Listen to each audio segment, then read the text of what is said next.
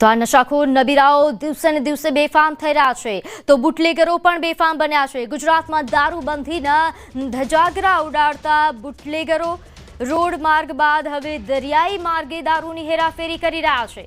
ગીર સોમનાથમાં બુટલેગરોનો નવો કિમિયો સામે આવ્યો। કોટડા ગામે દરિયામાં હોળી માર્ગે દારૂની હેરાફેરી કરવામાં આવી।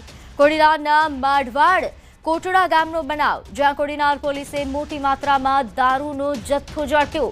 મોડી રાત્રે પોલીસ ત્રાટકી અને નાસભાત પણ મચી હતી। તે દરમિયાન બુટલેગરો દારૂ ભરેલી બોલેરો છોડીને ફરાર થયા। જો કે 3 જેટલા બુટલેગરો ઝડપાયા।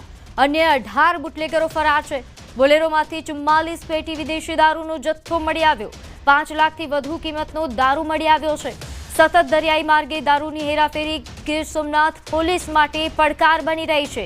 થોડા દિવસો પહેલા પણ ઉનાના નવા બંદર ખાતે દરિયાઈ માર્ગે દારૂનું કટિંગ થાય તે પહેલા જ ઝડપાઈ ગયું હતું। નોંધે છે કે તો ફરી એકવાર કોડીનાર દરિયા કિનારેથી દારૂની હેરાફેરી ઝડપાઈ છે।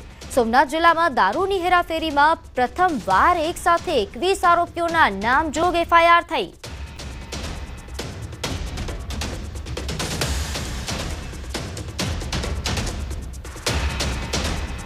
તો વડોદરામાં યુવતીઓની દારૂની મહેફિલ પર રેડ પડી।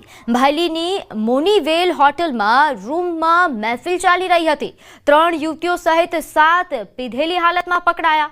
યુવતીની દારૂ મહેફિલ પર પોલીસે દરોડા પાડ્યા અને 4 દારૂની બોટલો, 6 મોબાઈલ સહિત કુલ 1.67 લાખથી વધુની મત્તા કબજે કરવામાં આવી। દારૂ ક્યાંથી લાવ્યા તે અંગેની વિગતો પોલીસે જાહેર ન કરી અને પીધેલા પકડાયા છે, પણ તાલુકા પોલીસને બુટલેગરો નથી મળતા તે મોટો સવાલ ઉઠાવી રહ્યો છે। ખાસ કરીને અહીં જે પ્રમાણે ઘટનાઓ વધી રહી છે તેને લઈને પોલીસ પર પણ પોલીસ કાર્યવાહીને લઈને પણ ઘણા સવાલો ઉઠી રહ્યા છે, કારણ કે બુટલેગરોને લઈને કોઈ પણ પ્રકારની માહિતી જાહેર કરવામાં નથી આવી। દારૂ ક્યાંથી લાવ્યા તે અંગેની કોઈ પણ વિગતો પોલીસે જાહેર નથી કરી, પરંતુ આ પીધેલાઓને પકડી પાડ્યા છે।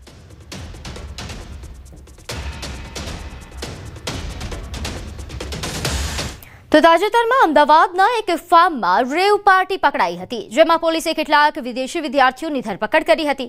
આ વિદ્યાર્થીઓમાં કેટલાક ગુજરાત યુનિવર્સિટીના વિદ્યાર્થીઓ હોવાનું બહાર આવતા યુનિવર્સિટીએ આ મામલાની ગંભીરતાથી નોંધ લીધી અને વિદ્યાર્થીઓની રેવ પાર્ટી અંગે ICCR થકી વિદેશ મંત્રાલયને જાણ કરવામાં આવી છે, કારણ કે ICCR થકી જ વિદેશી વિદ્યાર્થીઓ જે તે યુનિવર્સિટીમાં અભ્યાસ માટે આવે છે। જે તે દેશના વિદ્યાર્થીઓની કરતૂત અંગે તેમના દેશની એમ્બેસીને પણ જાણ કરવામાં આવશે। આ ઉપરાંત યુનિવર્સિટી દ્વારા દિવાળી પૂર્વે જ તમામ વિદ્યાર્થીઓને સૂચના આપવામાં આવી હતી, છતાં પણ આ ઘટના સામે આવતા ફરી તમામ વિદ્યાર્થીઓનું ઓરિએન્ટેશન કરવામાં આવશે।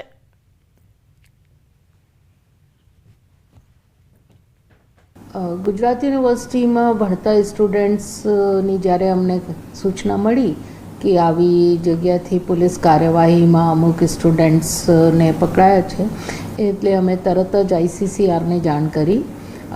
ICCR માધ્યમથી જ આ સ્ટુડન્ટ્સ ગુજરાત યુનિવર્સિટીમાં ભણવા આવ્યા છે અને ICCRએ જે કંઈ પગલાં લેવાના છે કે આગળ એમ્બેસીઝને જાણ કરવાની છે એ પ્રક્રિયા ICCR દ્વારા થઈ રહી છે। યુનિવર્સિટી પૂર્ણ સજગ છે।